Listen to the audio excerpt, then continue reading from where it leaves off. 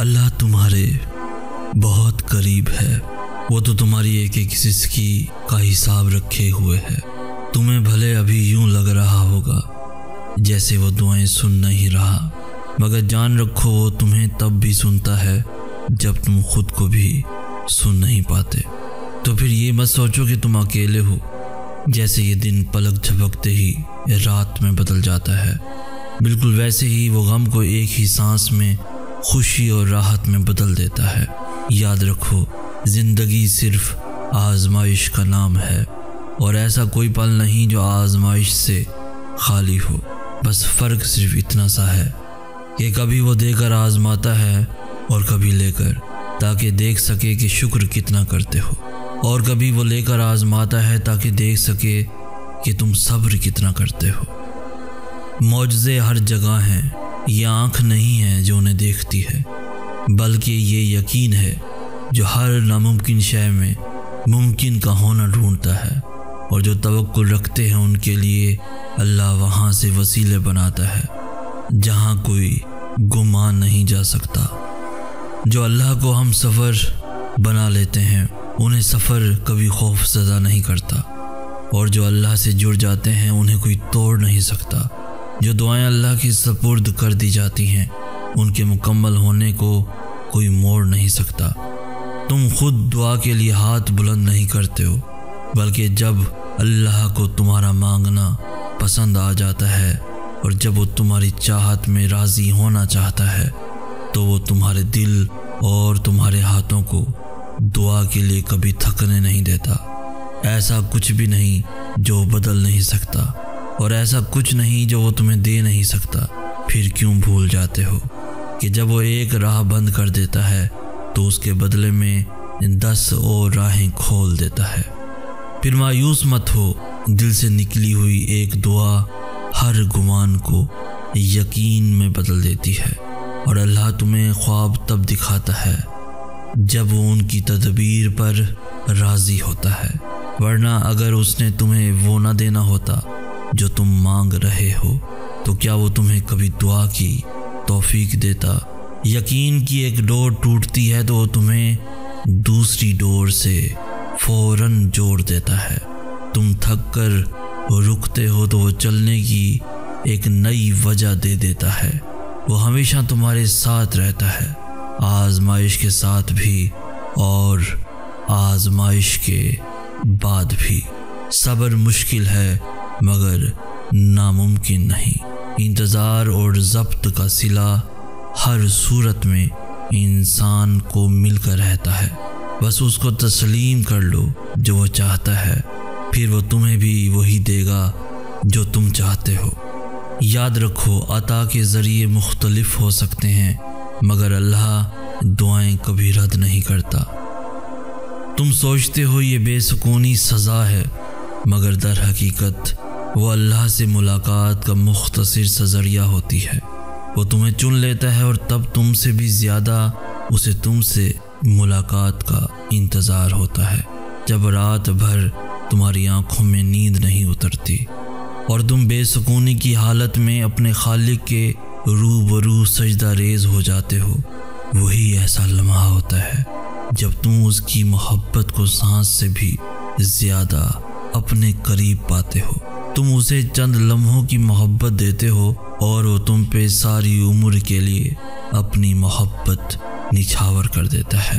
फिर वो तुम्हारी बेसुकूनी को ही ऐसे सुकून की वजह बना देता है कि जो नहीं होना होता वो भी हो जाता है। और जब तुम दुनिया को छोड़कर उसके पीछे भागते हो तो तुमसे भी ज़्यादा तेज़ी से भागकर तुम्हारी जानिब आता है। तुम एक दफ़ा उसको पुकारते हो तो वो 100 दफ़ा तुम्हारी पुकार का जवाब देता है। दर्द से ही अल्लाह की पहचान होती है, और ये तरफ ही है जो तुम्हें तहज्जुद तक खींच लाती है। वो मोहब्बत ही क्या जिसको रात के आखिरी पहर रो रो कर अल्लाह से ना मांगा गया हो। वो मोहब्बत ही क्या तहज्जुद की खामोशी में जार जार बहते हुए आंसुओं का शोर अल्लाह को राज़ी कर लेता है। दिन के उजालों में ज़ब्त की गई सिसकियों की कहानी जब रात के सन्नाटों में अल्लाह को सुनाई जाती है तो वो तड़पती हुई आहें और पुकार किसी भी रुकावट के बगैर सीधे अल्लाह तक पहुंच जाती हैं। एक दर्द भरी रात अल्लाह के रूबरू बैठकर गुजर जाए तो जिंदगी की बाकी रातें जाग कर गुजारनी नहीं पड़ती। जब तुम्हें कहीं से कोई उम्मीद नहीं रहती तब वो तुम्हें तहज्जुद की लगन लगा देता है और एक नई उम्मीद से जोड़ देता है। और फिर तुम जान जाते हो कि जो दर्द दिन के उजालों में नहीं सिमट पाता वो रात की तारीकियों में सिमट जाता है। वो पहले तुम्हें चुनता है, फिर एक एक करके असबाब बनाता है, फिर तुम्हें एक ही झटके में यूं अपने करीब कर लेता है कि सदियों का फासला चंद लम्हों में सिमट आता है। वाक़ियात, हादसात, हालात खुद पैदा नहीं होते बल्कि पैदा किए जाते हैं। किसी का ज़िंदगी में आना और चले जाना इत्तफाक नहीं होता। हर चीज़ में वजह मसलिहत पोशीदा है।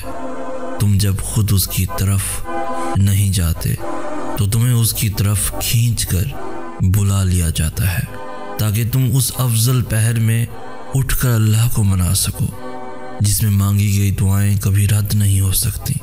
ये तड़प इसलिए पैदा की गई है ताकि अल्लाह तुम्हें अपने बेहद करीब कर सके। तुम तहज्जुद तक खुद नहीं जाते बल्कि तहज्जुद को तुम तक लाया जाता है।